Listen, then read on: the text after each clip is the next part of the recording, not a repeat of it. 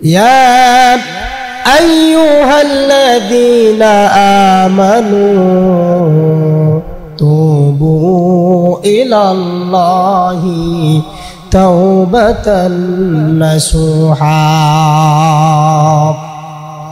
আল্লাহ রাব্বুল আলামিন সুন্দর করে বলে দিলেন, ইয়া আইয়ুহাল্লাযীনা আমানু, হে ঈমানদারগণ, তোমরা তাওবা করো, প্রকৃত তাওবা।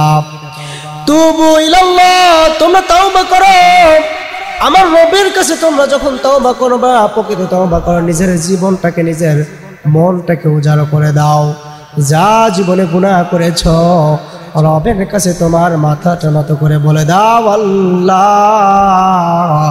আমার মতো পাপী আর দুনিয়াতে কেউ নাই, আমার মতো গুনাহগার আর দুনিয়াতে কেউ নাই, কেউ নাই, আমার মতো গুনাহগার দুনিয়াতে কেউ নাই, আমার মতো পাপী এই দুনিয়াতে আর কেউ নাই। রব্বুল আলামিন, আমি তো জানি মালিক, আমি কত গুনাহ করেছি। গুনার দিকে তাকাইলে আমি তো বিশ্বাস করি তোমার জাহান্নাম ছাড়া উপায় নাই। রব্বুল আলামিন, যত গুনাহ জীবনে করি না কেন, আমার গুনার থেকে তো তোমার রহমতের ভান্ডার অনেক বেশি। আবার আমি যদি গাছের পরিমাণ গুনাহ করে থাকি, আমি তো জানি তোমার রহমত আর বরকত পাহাড়ের চেয়ে বিশাল। রব্বুল আলামিন, যত গুনাহ জীবনে করি না কেন, তুমি তো রব্বুল আলামিন আমাকে মাফ করে দেবা। কিন্তু আমরা তো আল্লাহর কাছে মাফ চাইতে পারি না রে ভাই। একটা বার যদি আমি আমার রবের কাছে মাথাটা নত করে দিয়ে বলি, আল্লাহ, আমার মতো পাপী, আমার মতো গুনাহগার, আমার মতো নাদান আর কেউ নাই, সঙ্গে সঙ্গে আমার রব আমাকে মাফ করে দিবে। কারণ আল্লাহ রব্বুল আলামিন বলেন, ও বান্দারা, তোমরা যদি গুনাহ করে থাকো, একটা বার শুধু আমার কাছে আসো, কাম টু লর্ড, এই রবের দরবারে আসো, আমি রব, আমি মালিক, তোমাকে মাফ করে দিব। সম্মানিত ভাইয়েরা আমার, আমরা শুধুমাত্র ভুল করতে জানি, কিন্তু মাফ চাইতে জানি না। আমি একটি হাদিস আমি আপনাদেরকে শোনায় দিতে চাই।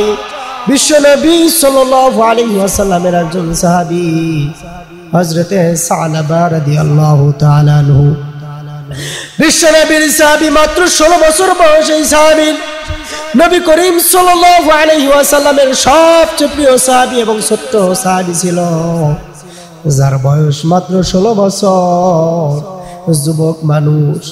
বিশ্বনবী সাল্লাল্লাহু আলাইহি ওয়াসাল্লাম সাহাবীদেরকে একত্রিত করলেন যুদ্ধে যাওয়ার জন্য। অনেক সাহাবী এক জায়গায় করে বিশ্বনবী যুদ্ধে যাবেন।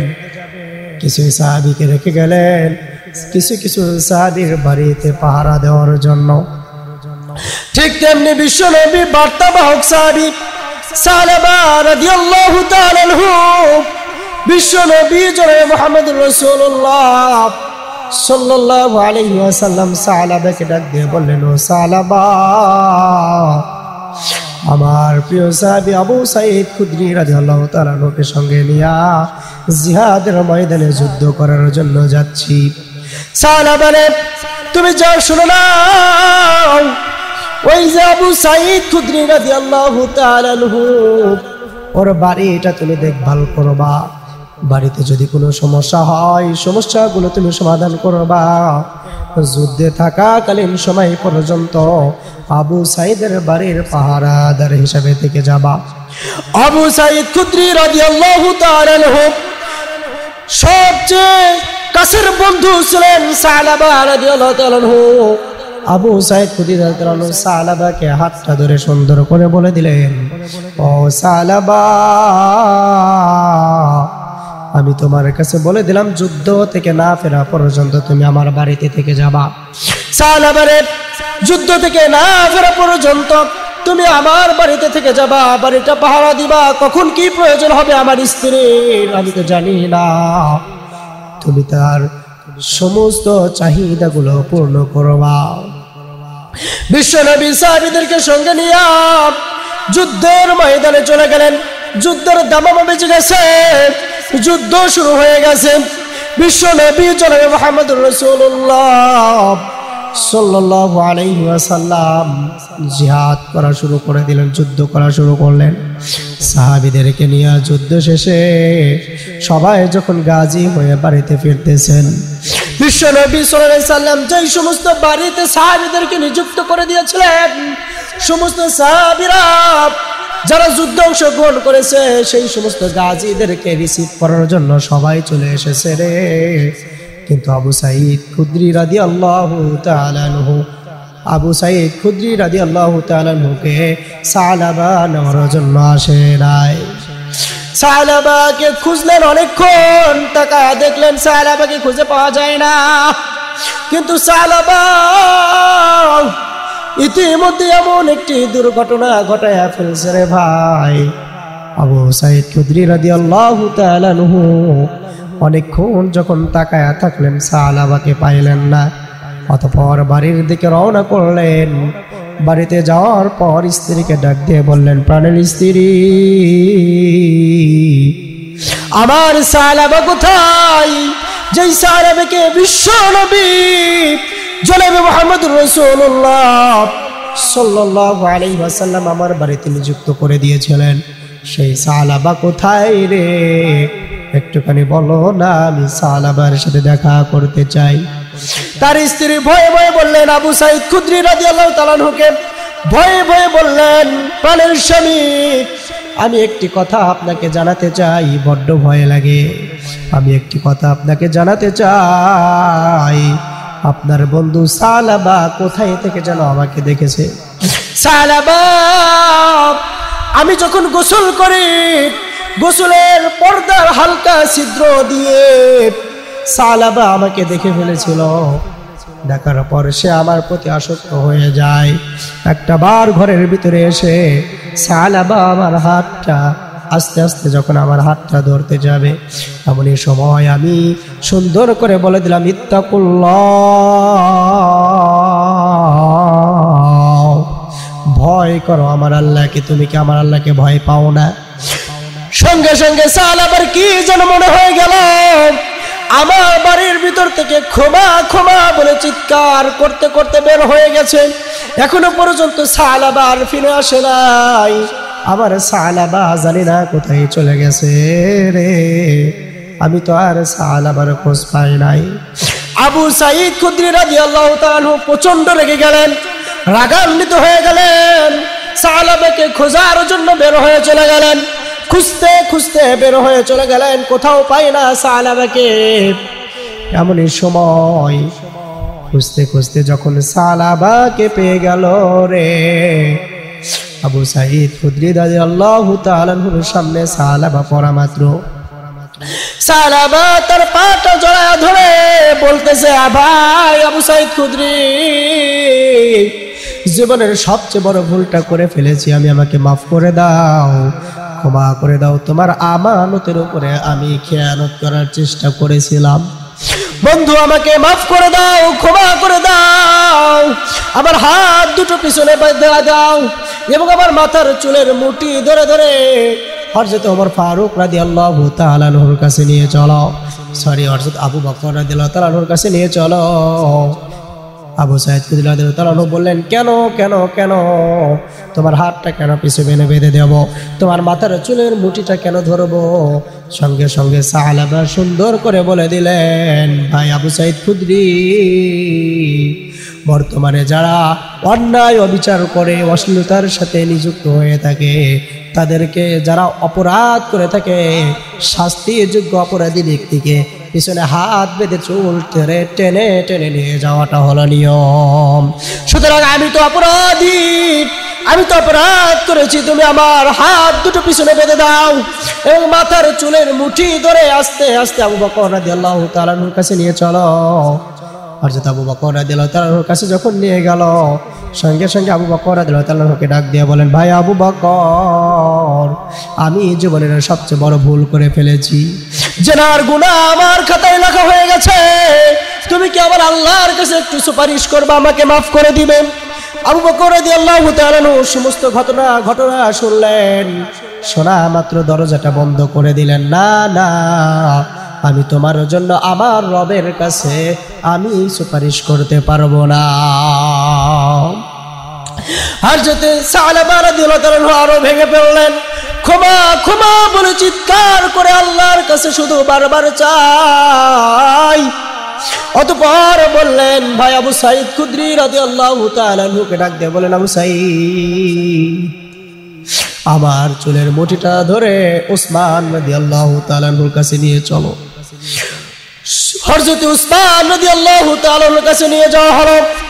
সালাবা সুন্দর করে বললেন, ভাই উসমান, আমি আমার জীবনে অনেক বড় ভুল করে ফেলেছি, জেনার গুনাহ আমার খাতায় লেখা হয়ে গেছে গো। তুমি কি আমার রবের কাছে একটু সুপারিশ করবা আমাকে যেন আল্লাহ মাফ করে দেয়?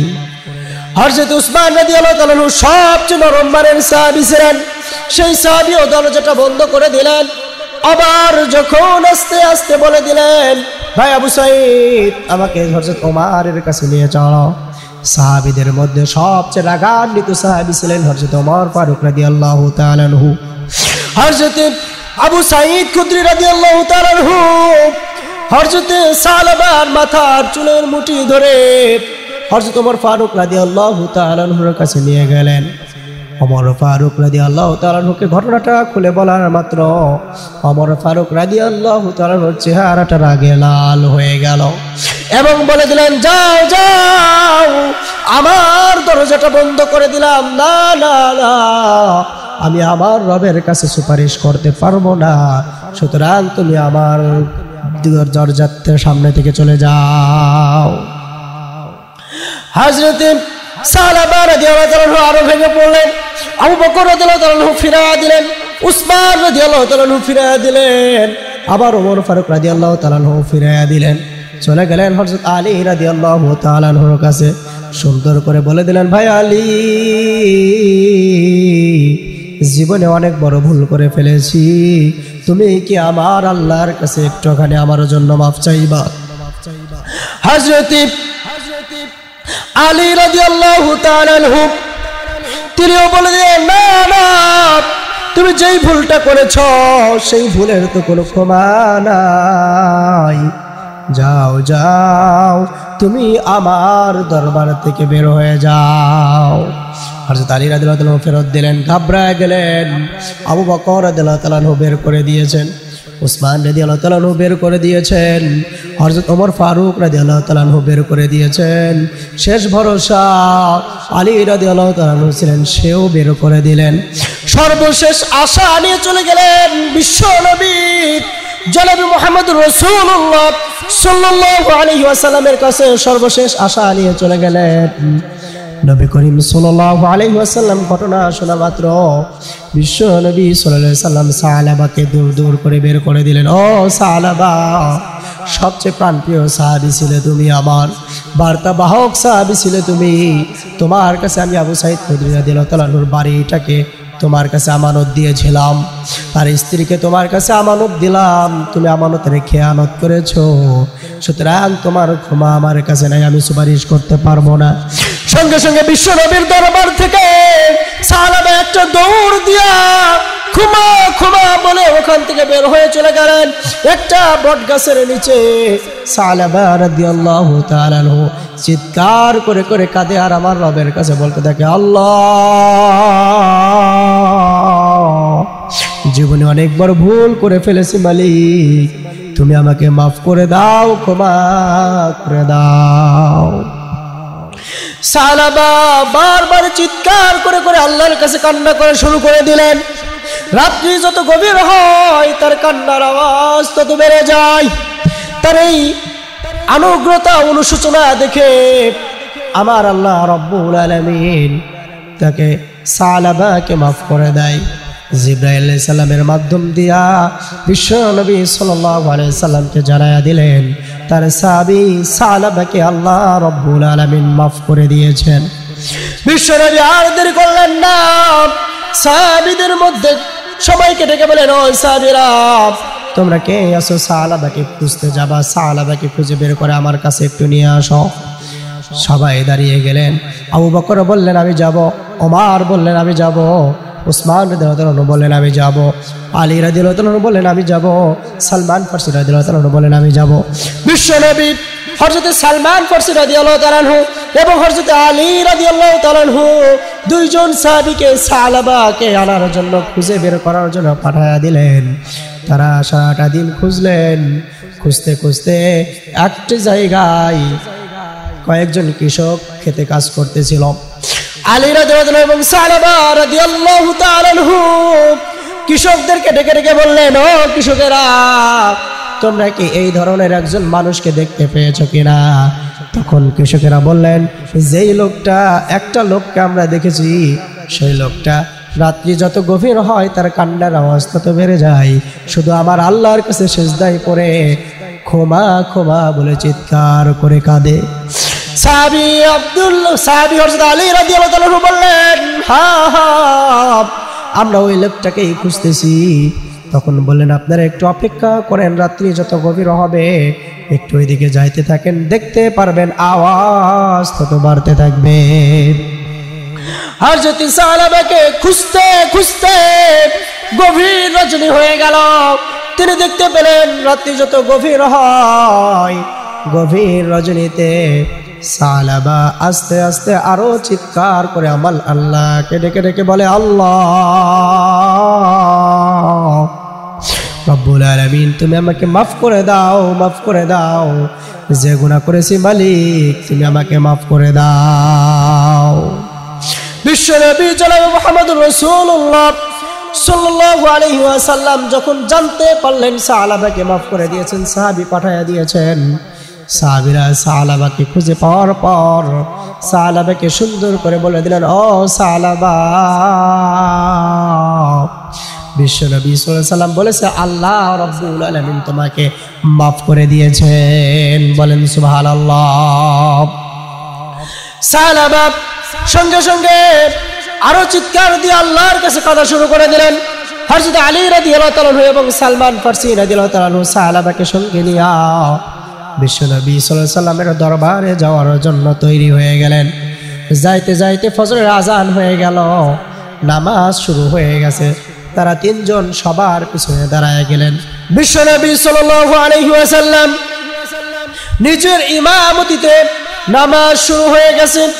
নবী করিম সাল্লাল্লাহু আলাইহি ওয়াসাল্লাম সূরা ফাতিহা শেষ করলেন, পিছনে দাঁড়ায় আছেন সবাই। সর্বশেষ কাতারে হযরত আলী, হযরত সালমান ফারসি এবং হযরত সালাবা রাদিয়াল্লাহু তাআলা আনহুমা সবাই দাঁড়িয়ে আছে।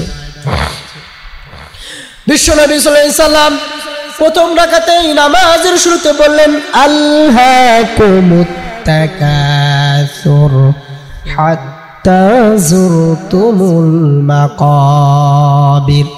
যখনই আল্লাহর রাসূল সাল্লাল্লাহু আলাইহি ওয়াসাল্লাম বলেছেন হাত্তা যুরতুমুল মাকাবির, সঙ্গে সঙ্গে আমার আল্লাহ রব্বুল আলামিন হযরত সালাবার প্রাণ পাখিটা নিয়ে নাই। সালাবা একটা চিৎকার দিয়া সঙ্গে সঙ্গে ওই জায়গায় পড়ে যায়। একটাবার চিন্তা করে দেখেন, আমরা তো কত গুনাহ করেছি জীবনে, যত গুনাহই করি না কেন, একটাবার যদি আমার রবের কাছে ঠিক মতো চাইতে পারি রে, আমার আল্লাহ রব্বুল আলামিন সঙ্গে সঙ্গে মাফ করে দিবে।